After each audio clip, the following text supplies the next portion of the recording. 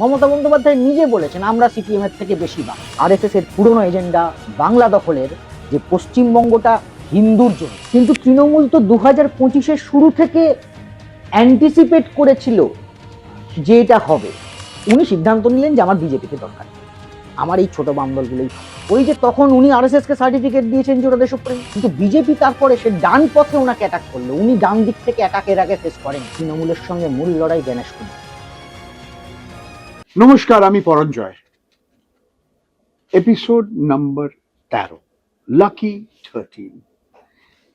এর আগে যে 12টা এপিসোড পাবলিশ করা হয়েছে, একটা বাদ দিয়ে 11টা এই রাজ্যে পশ্চিমবঙ্গে বিধানসভা নির্বাচন নিয়ে কি হবে কি হবে না, বিশেষ নিবিড় সংশোধন, এসআইআর, ভোটার তালিকা কি হবে হবে না, এইসব নিয়ে আমরা অনেকের সঙ্গে কথা বলেছি, বিভিন্ন রাজনৈতিক দলের লোকেদের সঙ্গে এবং সাংবাদিক যারা বিশ্লেষণ করছেন। আজকে আমরা তারিখগুলো জানি। এই রাজ্যে পশ্চিমবঙ্গে বিধানসভা নির্বাচন হবে দুটো দফায়। 5 বছর আগে যখন কোভিডের মহামারী চলছিল, 8টা দফায় নির্বাচন হয়েছিল। এবার 2 দফায় হচ্ছে, 23 এপ্রিল এবং 29 এপ্রিল, এবং মে মাসের 4 তারিখে নির্বাচনের ফলাফল ঘোষণা করা হবে। সেটা হলো কাউন্টিং ডে। তো কি হবে কি হবে না, এখনো আমাদের সামনে 1.5 মাসের বেশি সময় আছে, অনেক কিছু হতে পারে। এই সবকটা বিষয় নিয়ে আমি আজকে এই ইনস্ক্রিপ্ট মির স্টুডিওতে বসে আছি। আমার সঙ্গে আছেন স্নিগ্ধেন্দু ভট্টাচার্য। স্নিগ্ধেন্দু ভট্টাচার্য, আমার কথা জড়িয়ে যায়। বরিষ্ঠ সাংবাদিক, লেখক, 20 বছর ধরে সাংবাদিকতা করছেন। 3টে বই বেরিয়েছে, প্রকাশ করা হয়েছে, 2টো ইংরেজিতে, একটা বাংলায়। Lalgarh and the legend of Kishenji, এটা হারপার কলিন্সে 2016 বেরিয়েছিল। তারপরে mission Bengal, a saffron experiment, এটা 2020-তে হারপার কলিন্স বার করেছে। এবং ব্ল্যাক লেটার্স বাংলায় বই বার করেছে, কোন পথে বাংলা। তো স্নিগ্ধেন্দু, প্রথমে আমরা এই এসআইআর এর কথাটা বলি। আমরা এখনো জানি না এই 60 লক্ষ লোকেদের নাম ভোটার তালিকায় আন্ডার অ্যাডজুডিকেশন, কাদের নাম থাকবে কাদের নাম থাকবে না, কজন লোকের নাম থাকবে থাকবে না। বিচারপতি এসছেন ঝাড়খণ্ড থেকে, উড়িষ্যা থেকে এসছেন। ধরে নাও কিছু লোকের নাম বাদ যাবে, এবং এই 60 লাখ লোকেদের ভেতরে কিছু লোক আবার তারা ভোটার তালিকাতে তাদের নাম থাকবে। কিন্তু এই এসআইআর যারা বিশ্লেষণ করে দেখেছে যে এরা বেশিরভাগ অনেক মুসলমানদের নাম, তফসিলি জাতি, তফসিলি জনজাতি, মহিলা, এদের নাম বাদ গেছে, বাদ যাওয়ার একটা বড় সম্ভাবনা আছে। এরাই কিন্তু খুব বড় অংশ তৃণমূল কংগ্রেসকে ভোট দেয় বা ভোট দেওয়ার একটা বড় সম্ভাবনা আছে। তো এই এসআইআর এবং এই বিশেষ নিবিড় সংশোধন এর রাজনীতিটা তুমি কিভাবে দেখছো? এটা আসলে বলতে কোনো মানে দ্বিধার জায়গা নেই যে এই পুরো এসআইআর ব্যাপারটাই যেভাবে হচ্ছে, তাতে নির্বাচন কমিশন দেশের শাসক দলের স্বার্থ দেখার চেষ্টা করছেন। এই ব্যাপারটা বারবার স্পষ্ট হয়ে উঠছে নানা দিক থেকে। যেভাবে বিহারে হলো এসআইআর, আর যেভাবে বাংলায় হলো, তার আগে মহারাষ্ট্র, হরিয়ানা, সেগুলো তো এসআইআর বলছি না, সেগুলো হচ্ছে যেটাকে বলা হচ্ছিল ইলেকটোরাল ম্যানিপুলেশন।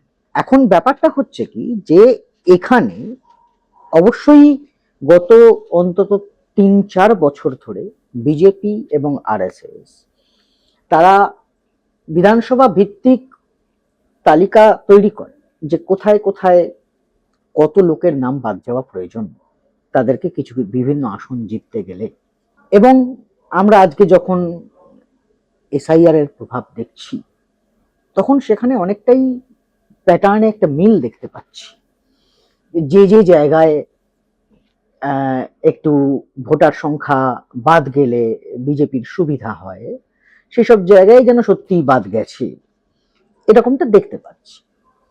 কিন্তু বিজেপির এবং বিজেপির সঙ্গে থাকা প্রাতিষ্ঠানিক লোকজন, সাংবিধানিক প্রতিষ্ঠানিক পদ অলংকৃত করে আছেন সেই সমস্ত ব্যক্তিবর্গ যাদের অ্যাপয়েন্টমেন্ট নিয়ে গোটা দেশেই বিতর্ক আছে, তারা যেভাবে ভেবেছিলেন বাংলার এসআইআরটা করবেন, সেভাবে করতে পারেনি। সেটাতে তারা একটা ধাক্কা খেয়েছেন। এর ফলে যেটা হয়েছে, বলো তুমি শেষ করো। এর ফলে যেটা হয়েছে, শুধু যাদের নাম ওরা বাদ দিতে চেয়েছিল, শুধু তাদের নাম বাদ যায়নি, তাদের অনেককে ওরা বাদ দিতে পারেনি। উল্টে যারা বাদ যা করা চায়নি সেরকম অনেকেও কিন্তু বাদ পড়ে গেছে। এটা আমাদের অধ্যাপক মইদুল ইসলাম বললেন একটা সেলফ গোল, সেম সাইড গোল। কতটা সত্যি কিনা আমরা 4 তারিখ, মে মাসের 4 তারিখ জানতে পারবো। তবে একটা আমরা তফাৎ, এর আগে যে বিধানসভা নির্বাচন হয়েছে হরিয়ানায়, বিজেপি ভারতীয় জনতা পার্টির সরকার ছিল। মহারাষ্ট্রে মহায়ুতি জোট, ভারতীয় জনতা পার্টি ওদের সঙ্গে রাষ্ট্রবাদী কংগ্রেস পার্টির একটা অংশ, আর আরো তোমার শিবসেনার একনাথ শিন্ডের যে একটা ভাগ। বিহারে এনডিএ সরকার, ন্যাশনাল ডেমোক্রেটিক অ্যালায়েন্স, ভারতীয় জনতা পার্টি এবং জনতা দল ইউনাইটেড, আরো ছোট দল ছিল। তফাৎটা হলো এই রাজ্যে 15 বছর তৃণমূল কংগ্রেসের সরকার, আর বিএলও বুথ লেভেল অফিসার যারা, তারা তো সরকারি কর্মচারী। তো এটা কি একটা কারণ যে অন্য রাজ্যে যেটা হয়েছিল হয়তো এই রাজ্যে সম্ভব হবে না? মহারাষ্ট্রে 40 লক্ষ নতুন নাম 5 মাসে ঢোকানো হলো। বিহারে প্রথমে 65 লাখ লোকেদের নাম বাদ দিয়ে দেওয়া হলো, শেষ পর্যন্ত প্রায় 47 লাখ লোকেদের নাম ছিল না। এখানে 3টে লেভেলে ব্যাপারটা হয়েছে, যেখানে ওদের হিসেবটা একটু ঘেঁটে গেছে। এক, মহারাষ্ট্র, বিহার বা দিল্লি, এই 3টে নির্বাচনেই সেখানকার যে বিরোধী দল, বিজেপি বিরোধী দল যারা, তারা ইলেকটোরাল রোলের ওপর ততটা জোর দেননি। তারা পলিটিক্যাল ক্যাম্পেইনের ওপরেই বেশি জোর দিয়েছিলেন। কিন্তু আমাদের এখানে এসআইআর ঘোষণার আগে থেকেই কিন্তু ইলেকটোরাল রোল ম্যানিপুলেশন কিভাবে আটকাতে হবে সেই নিয়ে তৃণমূলের কাজ শুরু হয়ে গেছিল। কেন শুরু হয়েছিল? এটা কিন্তু বিহারেও হয়েছিল। ভোট অধিকার একটা র্যালি হয়েছিল। ওই র্যালির পর বুথ লেভেলে, বুথে বুথে মনিটর করা, আমার কটা লোক বাদ গেছে আর ওরা কত লোক এক্সট্রা ঢুকিয়েছে, এই যে বুথ লেভেল মনিটরিং বিহারে তো হয়নি। এটা হয়েছে, এটা ধরুন 50-60% বুথে হয়তো হয়েছে, বাকি 40-45% বুথে এই মনিটরিং হয়নি। যে জন্য ইলেকশনের দিন, নির্বাচনের দিন, তারা বা নির্বাচনের পরের দিন আসলে যখন নির্বাচন কমিশনার টোটাল একটা দিলেন যে আমাদের এত ভোটার ছিল, এত লোক ভোট দিয়েছেন, সেই তালিকা দেখে সিপিআইএম এর লিবারেশনের দীপঙ্কর ভট্টাচার্য তখন পয়েন্ট আউট করলেন যে আরে ফাইনাল লিস্ট যে বেরিয়েছিল তারপর তো সেখান থেকে দেখছি ভোটের দিন আরো 3 লাখ বেড়ে গেছে ভোটার। এই যে 3 লাখ ভোটার মাঝখানে বেড়ে গেছে ফাইনাল লিস্ট বেরোনোর পর, সেটা ইলেকশন কমিশন বলছে এটা স্বাভাবিক প্রক্রিয়া হয়েছিল, লোকে ফর্ম 6 দিয়ে নাম তুলেছে, কিন্তু কেউ নজর রাখেন। কিন্তু যেটা এখানে তোমার হচ্ছে, মানে বলছো যে অন্য রাজ্যে যা হয়েছে এই রাজ্যে পার্থক্যটা হলো তৃণমূল কংগ্রেস সতর্ক। দুটো, একটা হলো তৃণমূল কংগ্রেস সতর্ক, সেটা হলো দিল্লিতে কেজরিওয়ালের নির্বাচনে সেই সময়ই কেজরিওয়ালের সঙ্গেও তো আইপ্যাক এরা কাজ করছিল, তারা ট্রেন্ডটা নোটিস করে যে ফর্ম 6 এবং ফর্ম 7 দিয়ে লাস্ট মোমেন্টে একটা পক্ষের লোক নাম তোলা আর বিপক্ষের লোকের নাম বাদ দেওয়া, এই ব্যাপারটা চলছে।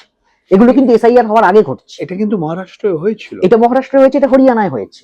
5টার পরে হঠাৎ আমরা দেখছি 7% মানুষ, না মানে সেটা সেটা আবার নম্বরটা পড়ে গেল। না না সেটা আবার একটা অন্য অ্যাসপেক্ট। সেটা হচ্ছে যে ভোটার রেশিও বাড়ছে, ভোটার টার্ন আউট বাড়ছে, পোলিং রেটটা বাড়ছে। পোলিং রেট ওরা অনেক পরে জানাচ্ছে এবং সেখানে একটা গ্যাপ দেখা যাচ্ছে, কিন্তু এটা পোলিং পর্যায়ে নয়, ওটা তারও আগে ইলেকটোরাল রোলটাতেই ফাইনাল ইলেকশন রোল বেরোনো এবং ইলেকশন হওয়া, এর মাঝে যে 1 মাস সময়টা, এই প্রচারের সময়টায় পলিটিক্যাল পার্টিগুলো যখন ক্যাম্পেইন নিয়ে ব্যস্ত, তখন বিজেপির লোকেরা একের পর এক ফর্ম 6 আর ফর্ম 7 জমা দিয়ে লোকের নাম বাদ দেওয়াচ্ছে আর ঢোকাচ্ছে। তুমি দীপঙ্কর ভট্টাচার্যের নাম করলে, ওনাকেও আমি কথা বলেছিলাম এই মঞ্চে, আমি ওনার সঙ্গেও সাক্ষাৎকার করেছি।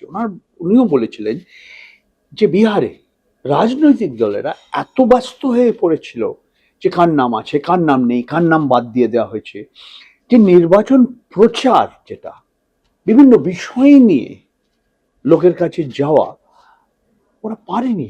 না, কারণ ওই অ্যাডভান্স প্ল্যানিংটা করেনি, যেটা তৃণমূল 1 বছরেরও বেশি আগে থেকে করছে। এসআইআর তো গত বছরের মাঝামাঝির পর ঘোষণা হলো বিহারে, কিন্তু তৃণমূল তো 2025-এর শুরু থেকে অ্যান্টিসিপেট করেছিল যে এটা হবে, ওরা তৈরি। কারণ ওরা মহারাষ্ট্র দেখেছে এবং দিল্লি দেখেছে, বিহার ঘটেইনি, এসআইআর শুরুই হয়নি। এসআইআর ঘোষণা, বিহারের ঘটনা, এসবেরও আগে থেকে এখানে পশ্চিমবঙ্গে তৃণমূল, মমতা ব্যানার্জি, অভিষেক ব্যানার্জি এবং আইপ্যাকের নেতৃত্ব, এরা বসে এরা আগাম ভোজেছেন যে মহারাষ্ট্রে যেটা হয়েছে, দিল্লিতে যেটা হয়েছে, সেটা আমার এখানে হবে, সেটা আমি কি করে আটকাবো। তখন এসআইআর কিন্তু সিনেই আসেনি, তখন থেকে কিন্তু ওরা স্টাডি করেছে ভালো করে যে মহারাষ্ট্রে কি করে প্রসেসটা হয়েছে, দিল্লিতে কি করে প্রসেসটা হয়েছে, এবং সেটা আমরা কি করে আটকাবো। ফলে এই এসআইআর পশ্চিমবঙ্গে হবে সেটা জানার অন্তত 8 মাস আগে থেকে তৃণমূল প্যারালাল সংগঠন তৈরি করা শুরু করেছে।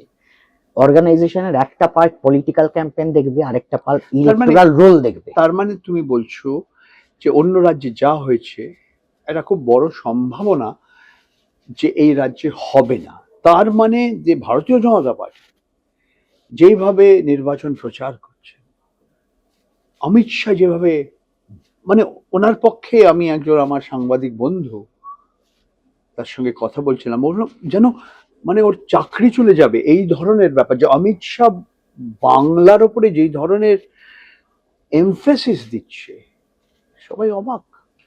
বাংলা, কারণ এই রাজ্যে যেই এই প্রশ্নটার সঙ্গে সঙ্গে তুমি আরেকটা প্রশ্নের জবাব দাও, যে রাজনৈতিক মেরুকরণ যেটা হয়েছে, এবং সেটা আমরা বেশ কয়েক বছর ধরে দেখছি, কিন্তু গত 10 বছরে এটা সবাই মানে অনেককে অবাক করে দিয়েছে যে ভারতীয় জনতা পার্টি, যার প্রায় অস্তিত্ব ছিল না এই রাজ্যে, আজকে বিরোধী দল, এবং খালি বিরোধী দল না, তারা এমন একটা জায়গায় এসছে যে ভারতীয় জনতা পার্টির নেতারা বলছে আমরা আবার ফেরত আসছি, আমরা আসছি, প্রথমবার এই রাজ্যে আমাদের সরকার হবে।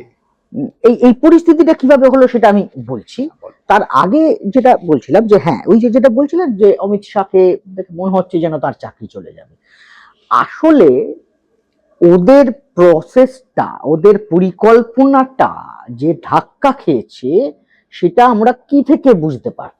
নির্বাচন ঘোষণার সঙ্গে সঙ্গে আনপ্রেসিডেন্টেডলি ওরা chief secretary, home secretary, police commissioner, DG, 10-12টা রাজ্যের মধ্যরাতে ওদের বলা হয়েছে, এবং তারপর শুধু ওদের সময় 10-12টা রাজ্যের ডিএম, জেলার ডিএম, এসপি, রাতারাতি গোটা রাজ্য প্রশাসনের সমস্ত কর্তাকে বদল করে দিচ্ছে, এবং তারা যাতে এই রাজ্যেই থাকতে না পারে তাদেরকে অন্য রাজ্যে অবজারভার করে দিয়ে পাঠিয়ে দেওয়া হচ্ছে। পুরো অ্যাডমিনিস্ট্রেশনটাই ওরা চেঞ্জ করেছে। এর আগে হয়নি না, অভূতপূর্ব, অভূতপূর্ব। গত 72 ঘন্টায় যে পরিমাণ রদবদল হয়েছে, নির্বাচন ঘোষণার সঙ্গে সঙ্গে 72 ঘন্টার মধ্যে সব রাজ্য প্রশাসন এবং জেলা প্রশাসনের সব মাথাগুলোকে সরিয়ে দেওয়া হয়েছে, তাদেরকে রাজ্যের বাইরে পাঠিয়ে দেওয়া হয়েছে। এই ঘটনা কোনোদিন ঘটেনি। তার কারণ ওদের যে প্রথম প্রজেক্ট ছিল যে এসআইআর এর মধ্য দিয়ে ভোটার তালিকাটাকে ম্যানিপুলেট করে জিতবো, সেটা ধাক্কা খেয়েছে।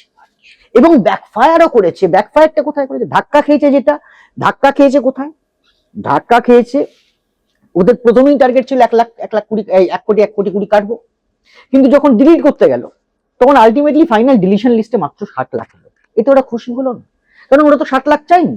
এই 60 লাখের মধ্যেও কিন্তু এই যে আমরা বারবার আন্ডার এডুকেশন বলছি, শুধু আন্ডার এডুকেশন কেন ধরবো? আজকে আমরা 19 তারিখ আমরা তো মার্চ মাসের, এবং আমাদের এটা পাবলিশ হওয়ার পর আমরা বুঝবো যে শেষ পর্যন্ত কজন লোকের নাম বাদ দিয়ে দেওয়া হয়েছে। এবং না, এটা বুঝতে বুঝতে নির্বাচনের দোরগোড়া অবধি চলে আসবে। আচ্ছা, কারণ সাপ্লিমেন্টারি লিস্টে তো একটা লিস্টে বেরোবে না, অনেকগুলো বেরোবে, ধাপে ধাপে বেরোবে। আচ্ছা, তো এবং শুধু সাপ্লিমেন্টারি লিস্টে 60 লাখ এডুকেশন কেন ধরছি আমরা? তার বাইরে আরো 10 লাখ লোক কিন্তু আছে যারা ডিলিটেড এর মধ্যে, যারা রংফুলি ডিলিটেড, যে বেঁচে থাকা মানুষগুলো ডিলিটেড হয়ে গেছে।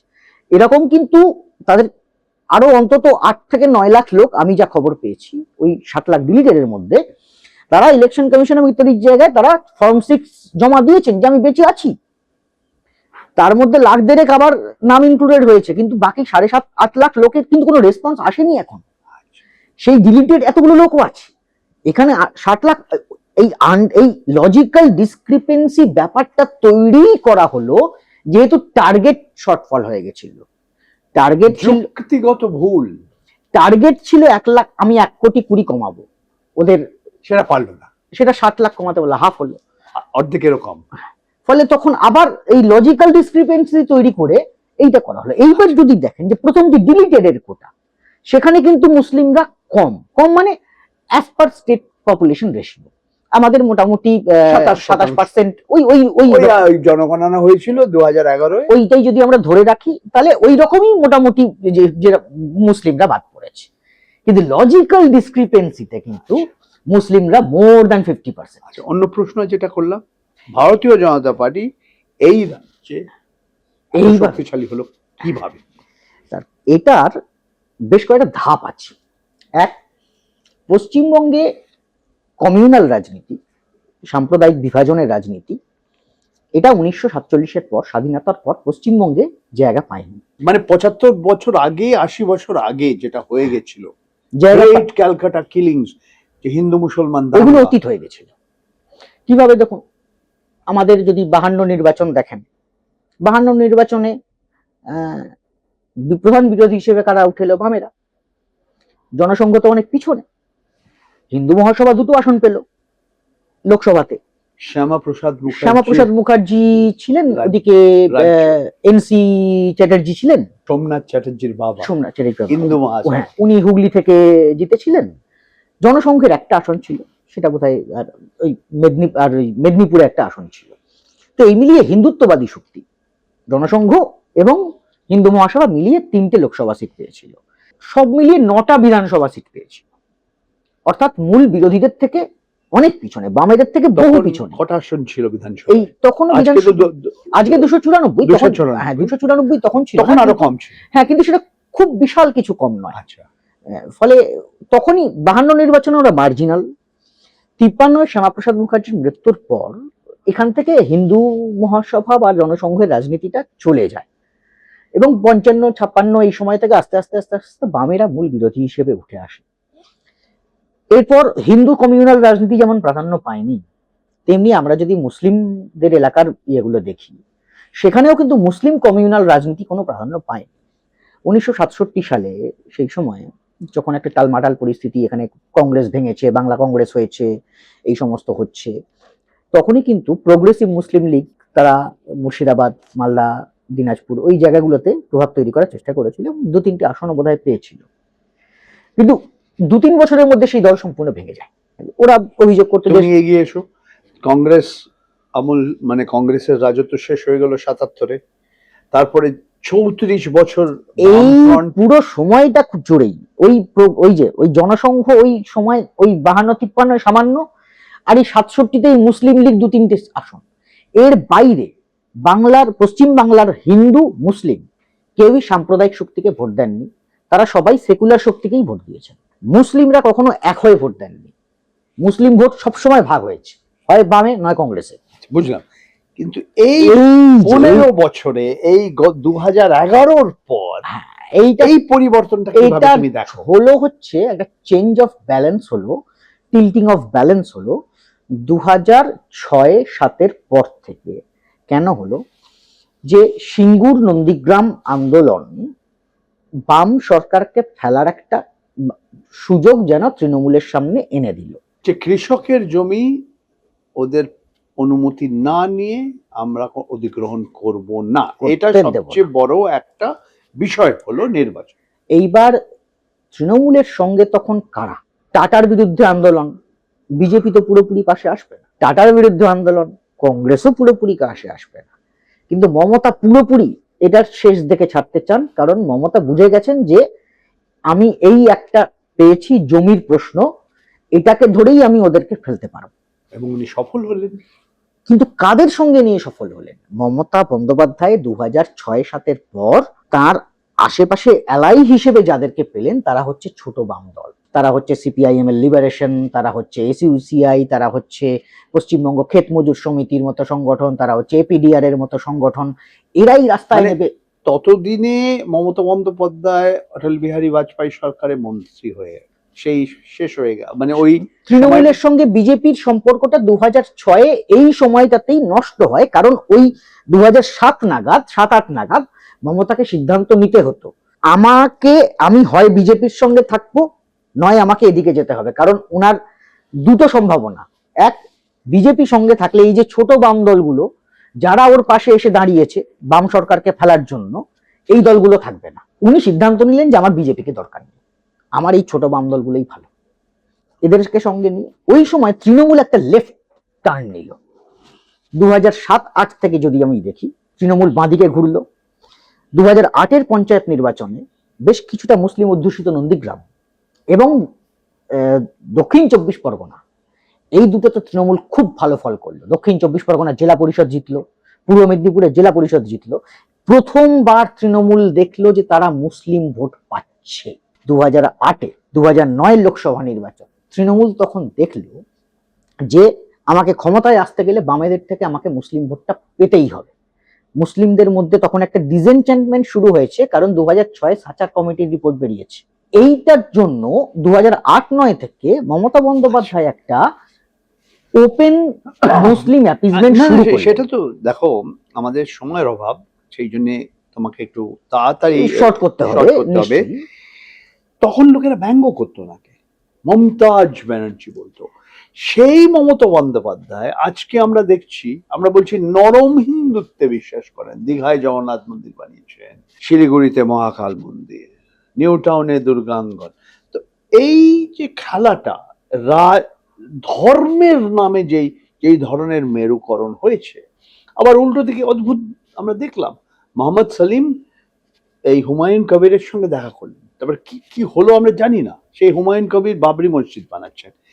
তবে এই ধর্ম এবং রাজনীতি এই রাজ্যে, যেটা 75 বছর আগে 80 বছর আগে এর প্রভাবটা আমরা দেখেছি, তুমিও যেটা বললে, আজকে অনেক কিছু কিন্তু বদলে গেছে। আবার অনেকে বলবে না বদলায়নি, একটা অংশ ছিল চিরকাল যারা মুসলমানদের পছন্দ করতো না, যারা এখনো উত্তেজিত যে এরা খালি শরণার্থী নয়, এরা হলো অনুপ্রবেশকারী। আমি বলি এটা হচ্ছে, আপনি ঠিকই বলেছেন। 19 শতক যদি আমরা দেখি, 19 শতকের বাংলা মূলত দুটো ফোর্সের মধ্যে কন্ট্রাডিকশন। 19 শতকের বাংলা কনজারভেটিভ হিন্দুইজম এবং রেনেসা ইনফ্লুয়েন্সড লিবারাল হিন্দুইজম। একদিকে বিদ্যাসাগর রামমোহন দেব ট্র্যাডিশন, আরেকদিকে রাধাকান্ত দেবদের ট্র্যাডিশন। একদিকে ডিরোজিও রামমোহনরা যে চিন্তা নিয়ে আসছেন, উল্টো দিকে রাধাকান্ত দেব ভূদেব মুখোপাধ্যায়রা তার উল্টো চিন্তা নিয়ে আসছে। এই যে প্রগতিশীলতা বনাম রক্ষণশীলতার লড়াই, সেই লড়াইতে রেনেসা এবং তারপর বামপন্থা, এই দুয়ের প্রভাবে প্রগতিশীলতার একটা জয় হয়েছে। সেই জয়টা একটা ধাক্কা খেয়েছিল ওই 46-47-এর সময়, যখন প্রগতিশীলতা এপার বাংলার এবং ওপার বাংলার মিলেও শেষ পর্যন্ত বাংলা ভাগকে আটকাতে পারেনি। আমাদের বাঙালি আইডেন্টিটির থেকে, লিবারাল আইডেন্টিটির থেকে বেশি আমাদের কনজারভেটিভ এবং হিন্দু আইডেন্টিটিটা বড় হয়ে গিয়েছিল, ওপার বাংলায় যেরকম রিলিজিয়াস মুসলিম আইডেন্টিটিটা বড় হয়ে গিয়েছিল। এইটা তারপর কিন্তু চলে গিয়েছিল। আজকে এই সেই ওল্ড সেই পুরনো ব্যাটলটা কনজারভেটিভ হিন্দুইজম এবং লিবারাল হিন্দুইজম সেটা আবার রিভাইভ করলো 2009। তার কারণ হচ্ছে ওইটাই কিন্তু, যে 2009 মমতা বন্দ্যোপাধ্যায় দেখলেন যে আমাকে ক্ষমতায় আসতে গেলে আমাকে ছোট বামদলগুলোর সঙ্গে থাকতে হবে, আমাকে বাম দিকে ঘুরে আসতে হবে, এবং উনি ঠিক করলেন যে আমি বাম পথে হেঁটে বাম ফ্রন্টকে সরাবো, বিজেপিকে ফেলতে হবে। কিন্তু ওনাকে মোর লেফট দ্যান দি লেফট অনেকে বলতো। এটাই উনি বলেছিলেন, উনি নিজে বলেছেন, মমতা বন্দ্যোপাধ্যায় নিজে বলেছেন আমরা সিপিএম এর থেকে বেশি বাম। উনি নিজে বলেছেন যে আমরা বামপন্থীদের সমালোচনা করি না, আমরা সিপিএম এর সমালোচনা। কিন্তু পয়েন্টটা কি, ওই যে 2002তে ওনাকে আরএসএস বলেছে উনি দুর্গা, ওই যে তখন উনি আরএসএস কে সার্টিফিকেট দিয়েছেন যে ওরা দেশপ্রেমী। এবার 2009, 10, 11 এই ক্রিটিক্যাল সময় মুসলিমরা ওনাকে কেন বিশ্বাস করবে? উনি তো আগে আরএসএস এর সঙ্গে ছিলেন। কিন্তু এখন তো পরিবেশটা বদলে না, গেছে। কিন্তু ওইটাই তো, ওই সময় ওই বিশ্বাসটা আনতে উনি কি করলেন, উনি তওহা সিদ্দিকী, উনি ইমাম বরকতি, এদেরকে ওনার মঞ্চে আনা শুরু ফুরফুরা করলেন। শরীফ, ফুরফুরা শরীফ এবং এই আমাদের এই কলকাতার ধর্মতলার এই মসজিদের এই ইমাম বরকতি, এরকম আরো নেতাদেরকে দেখা গেল, এবং উনি মাথায় ইয়ে টানা শুরু করলেন। এইটা থেকে এই যে মুখ্যমন্ত্রী যে মুসলিমদেরকে কাছে টানার জন্য, যে না ভাই আমি বিজেপির সঙ্গে তখন ছিলাম, আর সঙ্গে সঙ্গে আজকে আমরা দেখলাম ওই নরম হিন্দুত্ব, কারণ ওই যে ওই উনি দীঘার মন্দির, উনি মুসলিমের দিকে জগন্নাথ মন্দির। হেঁকলেন, সেটাকে দেখিয়ে বিজেপি বাড়লো এখানে। উনি বাম পথে বাম ফ্রন্টকে সরালেন, কিন্তু বিজেপি তারপরে সে ডান পথে ওনাকে অ্যাটাক করলো। উনি ডান দিক থেকে অ্যাটাক এর আগে ফেস করেননি, উনি এর আগে বাম দিক থেকেই অ্যাটাক ফেস করেছেন এবং বাম পথেই খেলেছেন। কিন্তু 2013-14 থেকে 2013-তে যখনই মোদীকে প্রাইম মিনিস্টারিয়াল ক্যান্ডিডেট হিসেবে ঘোষণা করা হলো, তখন থেকে এখানে আরএসএস ফুল ফ্লেজেড নামলো মমতাকে মমতাজ বেগম বলে। আমার শেষ প্রশ্ন, কি মনে হয় এই মে মাসের 4 তারিখ আমরা জানতে পারবো? ভবিষ্যৎবাণী করো, জ্যোতিষী হয়ে যাও। না, জ্যোতিষী হওয়া তো সম্ভব নয়, কারণ যদি নির্বাচনটা শুধু তৃণমূল বনাম বিজেপি হতো, তাহলে চোখ কান বুঝে বলে দেওয়া যেত যে এই লড়াইতে বিজেপির কোনো সম্ভাবনা নেই। এবার হয়েছে তৃণমূল বনাম বিজেপি, আর বিজেপির সঙ্গে কেন্দ্র সরকার এবং নির্বাচন আয়োগ। না, আমি বলবো বিজেপি হচ্ছে এখানে পিছনে লেজুর, তৃণমূলের সঙ্গে মূল লড়াই গণেশ কুমারের। এই নির্বাচন মূলত নির্বাচন কমিশনারের সঙ্গেই লড়াই, বিজেপির কি পলিটিক্যাল প্রেজেন্স আছে এখানে, এটা পলিটিক্যাল লড়াই নয়, এটা অ্যাডমিনিস্ট্রেটিভ লড়াই। আমাদের দর্শক মে মাসের 4 তারিখে আমরা সবকিছু জানতে পারবো। হ্যাঁ, তবে বিজেপি এই পুরো অ্যাডমিনিস্ট্রেশনকে সঙ্গে নিয়েও, পুরো নির্বাচন কমিশনের কে সঙ্গে নিয়েও তারা একটু অসুবিধায় আছে। তার এক অন্যতম কারণ হচ্ছে এসআইআর এসে যেটা করেছে সেটা হচ্ছে গত 5 বছরে যে অ্যান্টি ইনকামবেন্সি এবং সেই সংক্রান্ত আলোচনাগুলো এসছিল, লোকেরা ভুলে গেছে সেগুলো ধামাচাপা করে আরজি গেছে। কর, সেগুলো অনেকটা পেছনে সন্দেশখালী, চলে গেছে। এখন পার্থ চ্যাটার্জি। এখন এই এসআইআর এসে বাকি সব জিনিস ঘেঁটে দিয়েছে। এই ঘেঁটে দেওয়ার সঙ্গে সঙ্গে ওদের বিজেপির এখানে যে মূল ভোটার বেস, মানে কোর ভোটার বেসের মধ্যে পড়ে হচ্ছে মতুয়ানা মশূদ্ররা, নদিয়া এবং উত্তর 24 পরগনায়, সেখানে প্রচুর প্রচুর নাম বাদ গেছে। তাদের কজনকে নাম তুলতে সাহায্য করতে পারছে বিজেপি আর কতজনকে আসলে নাম তুলতে সাহায্য করছে তৃণমূল, এগুলো দেখার বিষয়। তার ফলে বিজেপি নেতাদের কপালে চিন্তার ভাঁজটা খুব স্পষ্ট, এবং সেজন্যই এইটুকু প্রেডিক্ট করা যায়, নির্বাচনের ফল কি হবে বলা যায় না, কিন্তু আগামী 29 তারিখ পর্যন্ত বা 4 তারিখ পর্যন্ত আমরা নির্বাচন কমিশনকে ক্রমশ আরো আগ্রাসী হতে দেখব, আরো বদলি করতে দেখব, রাজ্যের সরকার বিভিন্ন কর্মচারীদেরকে হয়তো শাস্তি দিতেও দেখব, এবং বাইরে থেকে আরো আরো আধিকারিকদের আসতে দেখব। এই লড়াইটা বিজেপি বাইরের শক্তি দিয়ে প্রাতিষ্ঠানিক এবং সাংবিধানিক প্রতিষ্ঠানগুলোকে ব্যবহার করে বাংলাকে জিততে চাইছে। কারণ আবার ওই যে প্রশ্নে আপনি ফিরে এলেন, যে এটা আসলে ওই আরএসএস এর পুরনো এজেন্ডা বাংলা দখলের, যে পশ্চিমবঙ্গটা হিন্দুর জন্য, ওরা বলতে চায় পশ্চিমবঙ্গ মুসলমানদের জন্য নয়। ওই যে 46 আজকে ভারতবর্ষের বিভিন্ন রাজ্য যদি আমরা দেখি, এবং ওই 2011 জনগণনা নিয়ে আসামে 33% বেশি আছে মুসলমান, এই রাজ্যে তো 27%। জম্মু অ্যান্ড কাশ্মীর তো রাজ্য আর নেই। আমরা এইটাই যদি খুব বড় আজকে রাষ্ট্রীয় আপনি একটা স্বয়ংসেবক জিনিস সংঘ, ভারতীয় জনতা পার্টি এবং ওদের সঙ্গে হ্যাঁ, ইলেকশন আপনি একটা কমিশন জিনিস অফ দেখুন, ইন্ডিয়া। ওরা বারবার বলে ডেমোগ্রাফিক ইমব্যালেন্স। ডেমোগ্রাফিক ইমব্যালেন্সটা কি প্রসঙ্গে বলে? যে মুসলিম শেয়ার বাড়ছে, কিন্তু আরেকটা ডেমোগ্রাফিক ইমব্যালেন্স নিয়ে তারা কোনো কথা বলে না। সেটা হচ্ছে গোটা ভারতে হিন্দি ভাষীর সংখ্যা বাড়ছে, বাংলা ভাষী, তামিল ভাষী, মারাঠি ভাষী, আমরা সবাই সংখ্যালঘু হচ্ছি, তেলেগু ভাষী, কানাডা ভাষী, সবাই সংখ্যালঘু হচ্ছি। মালয়ালম ভাষী। হ্যাঁ, শুধু হিন্দি ভাষীর সংখ্যা বাড়ছে, সেই নিয়ে ওরা উদ্বেগ প্রকাশ করছে না তা নয়, সেটাকে ওরা পুরস্কৃত করতে চাইছে। আমাদের সামনের কয়েক বছরে অপেক্ষা করতে হবে, জনগণনা শেষ হয়ে যাওয়ার পরে ডিলিমিটেশন হবে, তখন আমরা দেখব। ওরা তো চাইছে যে বাংলা, তামিলনাড়ু এদের সবার লোকসভার আসনগুলো কমিয়ে দিয়ে উত্তরপ্রদেশ, বিহার, রাজস্থান, সেটা মধ্যপ্রদেশের পারবে কিনা, লোকসভা আসন বাড়ানো। সেটা পারবে কিনা আমাদের অপেক্ষা করতে হবে। তার তার 500 জন্য কিন্তু বাংলার নির্বাচন খুব গুরুত্বপূর্ণ। বাংলায় যদি ওরা Absolutely. ধাক্কা না খায় তাহলে ওরা এগিয়ে যাবে। 540 না 543 থেকে নম্বরটা কোথায় যাবে, 600 হয়ে যাবে না 650 হয়ে যাবে, আমরা জানি না। আমাদের সেটা অপেক্ষা করতে হবে। এবং যদি মানে বাংলা, তামিলনাড়ু, কেরালা, দক্ষিণ ভারতের 5টা রাজ্য হিন্দি এবং আরো রাজ্যগুলো বড় যদি একটা প্রশ্ন, তখন তেলুগু দেশম পার্টি এবং চন্দ্রবাবু নাইডু উনি কি করবেন তারপর? হ্যাঁ, যদি সত্যি তুমি যা ভাবছো হবে, তারপরে আমাদের অপেক্ষা করতে হবে। হ্যাঁ, কিন্তু এটা হচ্ছে ওদের গ্র্যান্ড প্ল্যান। শুধু এখানে এখানে ভোটার কমানো নয়, আমাদের রাজ্যের আসনও কমানো। ঠিক আছে সিগনেদু, এই নিয়ে আবার তোমার সঙ্গে আমি কথা বলার সুযোগ পাবো আশা করছি। আমিও আশা করছি। অনেক ধন্যবাদ, তুমি ভালো করে ধীরে সুস্থে বুঝিয়ে দিয়েছো আমাদের ইনস্ক্রিপ্ট মির দর্শকদের। এই রাজ্যের বিধানসভা নির্বাচন এবং ধর্মের নামে মেরুকরণ, এবং এর সঙ্গে SIR, special intensive revision of the voter roll, যেটা আমরা বলি যে এই বিশেষ নিবিড় যে সংশোধন, এর গুরুত্বটা এটা কতটা গুরুত্বপূর্ণ।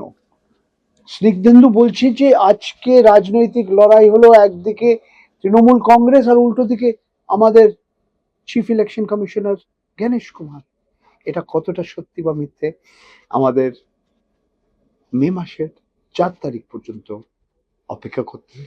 অপেক্ষা করতে হবে। দেখতে থাকুন inscript.me, সাবস্ক্রাইব করুন, শেয়ার করুন। প্রশ্ন করছি পরঞ্জয়। নমস্কার।